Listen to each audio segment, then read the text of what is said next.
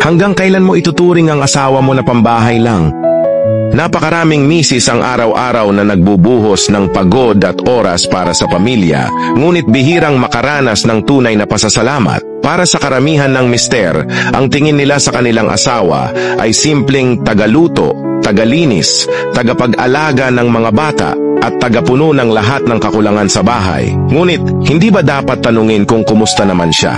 Ano ang nararamdaman niya? Nasaan ang pagkilala sa sakripisyo niya? Bakit nga ba ganoon ang trato? Kapag nagkasakit ang anak, pabaya raw siyang ina. Kahit siya na ang nagkulang ng tulog para alagaan ang mga bata, siya pa rin ang sinisisi. Kapag kinapos ang budget, hindi raw siya marunong humawak ng pera. Kahit siya na ang nagtitipid at nagbabalangkas ng budget para mairaos ang gastusin, siya pa rin ang itinuturong dahilan ng kakulangan. Kapag siya ang napagod, tamad daw. Kahit sunod-sunod ang gawain sa bahay, pag-aalaga ng mga anak, pagluluto at paglilinis, wala pa rin siyang karapatang mapagod. Kapag nilalabas ang emosyon, sinasabihan siyang maarte. Ang simpleng paghingi ng oras o lambing ay tinuturing na pangungulit o pagiging demanding. Pero tanungin mo ang sarili mo, Mister, asawa ba ang turing mo sa kanya o empleyado?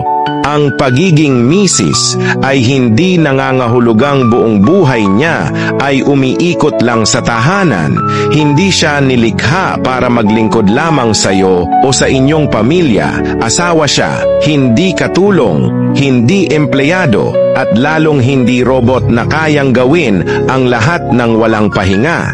Tandaan mo ito, hindi siya simpleng tagaluto o tagalinis.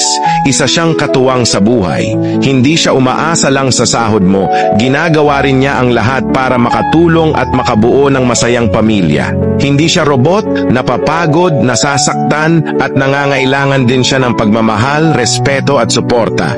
Kung ikaw, Mister, ay nagrereklamo sa bigat ng responsibilidad mo, isipin mo rin ang bigat ng pasan niya. Ang bahay at pamilya ay hindi lang dapat responsibilidad ng isa. Ang pagiging mag-asawa ay pagtutulungan, pagkakaintindihan at pagkakalinga sa isa't isa. Kung mahal mo siya, ipakita mo hindi lang sa pagbibigay ng pera o material na bagay, kundi sa pag-alalay sa kanyang damdamin, sa pagrespeto sa kanyang sakripisyo at sa pakikiisa sa mga bagay na ginagawa niya para sa inyong pamilya. Hindi lang asawa, kundi karamay.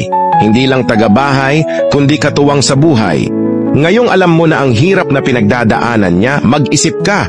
Hanggang kailan mo siya ituturing na pangbahay lang? Hanggang kailan ka magbubulag-bulagan sa mga sakripisyong ginagawa niya para sa inyong pamilya? Wala namang masama kung babawi ka ngayon, bigyan mo siya ng oras, suporta at pagmamahal na nararapat sa kanya bilang asawa, ina at higit sa lahat bilang isang tao.